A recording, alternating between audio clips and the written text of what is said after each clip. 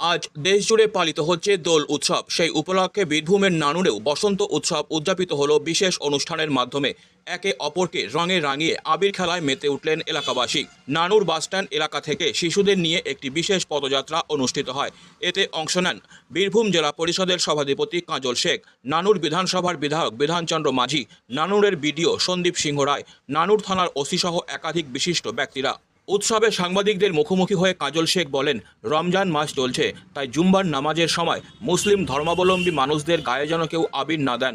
আনন্দের দিনে কারো যেন নিরানন্দ না হয়, এটাই সকলের প্রতি আমার আবেদন।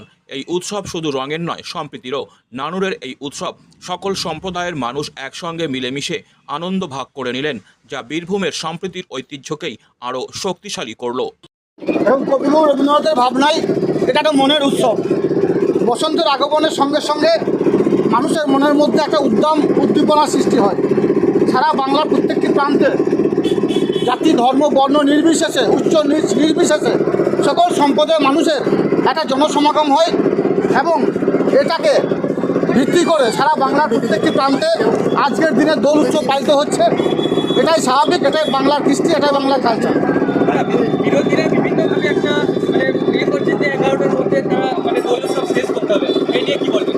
দেখুন, বিরোধীরা কী বলছে সেটা নিয়ে আমরা চিন্তিত নই। বীরভূম জেলা প্রশাসন, পুলিশ প্রশাসন অতি সক্রিয়তার সঙ্গে, যেমন আমাদের বোলপুর সংলগ্ন এরিয়ায় কমসে কম 500 পুলিশ দেওয়া আছে, মোতায়েন আছে। আমাদের নানুর পুলিশ ইন্সপেক্টরদের শুরু করে এখানে যারা দায়িত্বে আছেন তারা সকলেই আছেন এবং নানুরে যারা বিশিষ্ট সমাজসেবী বিধায়ক থেকে শুরু করে বিডিও সাহেব থেকে শুরু করে সকলেই মোতায়েন আছে। সকলেই এই দোল উৎসব যারা করছে তাদের সঙ্গে আছে। অতএব কোনো বিশৃঙ্খলা হবে না, আমাদের দৃঢ় বিশ্বাস। এবং যতক্ষণ পর্যন্ত বীরভূম জেলাবাসী, নানুরবাসী চাইবে ততক্ষণ দোল উৎসব হবে। দোল উৎসব নিয়ে এটাই বার্তা দেবো, বীরভূম জেলা পরিষদ সবসময়ের জন্য বীরভূম জেলাবাসীর পাশে ছিল, আছে, আগামী দিনেও থাকবে।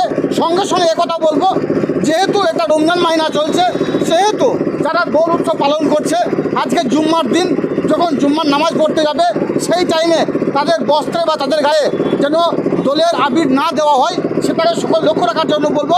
তার কারণ এটাকে নিয়ে একটা উন্মাদনা সৃষ্টি হয়েছে সারা বাংলা জুড়ে। এই আনন্দের দিনে যেন নিরানন্দ না হয়, এটাই সকলের কাছে আমি আবেদন রাখবো আমাদের মাধ্যম দিয়ে।